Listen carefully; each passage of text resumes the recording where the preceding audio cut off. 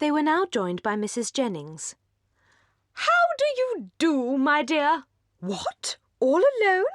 You will be glad of a little company to sit with you. I have brought my other son and daughter to see you." Elinor was obliged to turn from her in the middle of her story to receive the rest of the party. Lady Middleton introduced the two strangers, Mr. and Mrs. Palmer. Mrs. Dashwood and Margaret came downstairs at the same time, and they all sat down to look at one another, while Mrs. Jennings in the meantime talked on as loud as she could of their surprise the evening before on seeing their friends.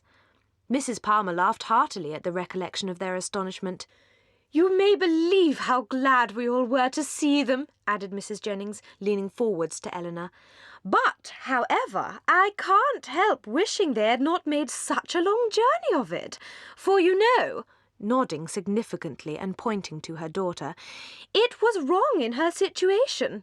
She expects to be confined in February." As the Miss Dashwoods entered the drawing-room of the park the next day at one door, Mrs. Palmer came running in at the other, looking as good-humoured and as merry as before. "I am so glad to see you," said she, seating herself between Elinor and Marianne, "for we go away again tomorrow. However, we shall meet again in town very soon, I hope." They thanked her, but were obliged to resist all her entreaties.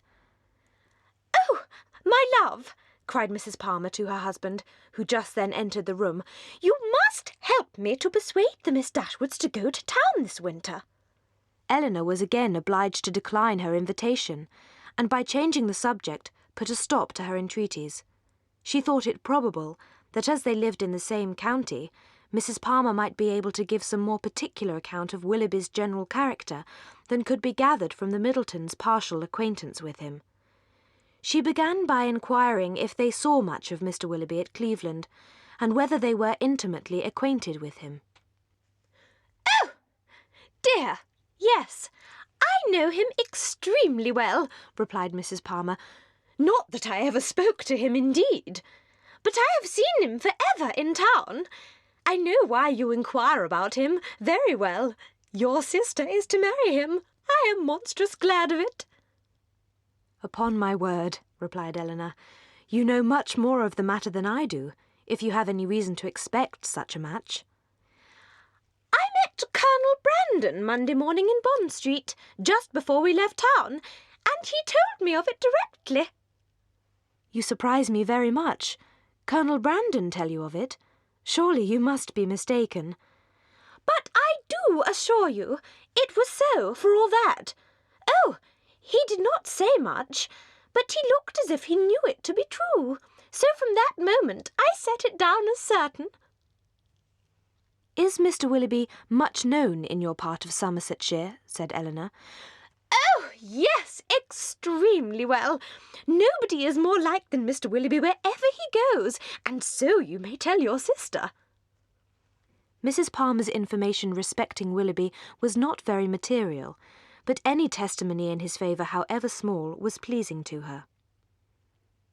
The Palmers returned to Cleveland the next day, and the two families at Barton were again left to entertain each other, but this did not last long.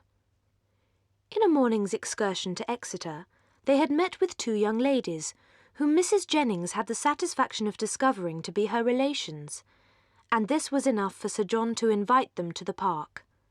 The young ladies arrived, and he set off directly for the cottage to tell the Miss Dashwoods of the Miss Steeles' arrival, and to assure them of their being the sweetest girls in the world.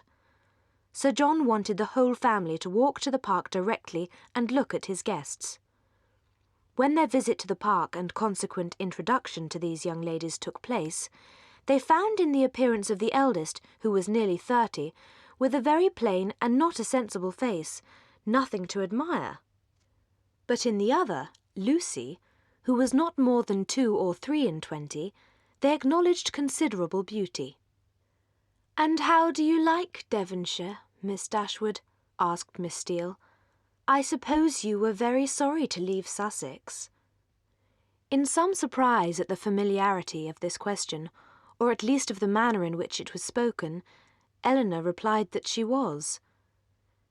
Norland is a prodigious beautiful place, is it not? Added Miss Steele. We have heard Sir John admire it excessively, said Lucy. I think everyone must admire it, replied Elinor. Whoever saw the place, though it is not to be supposed that anyone can estimate its beauties as we do.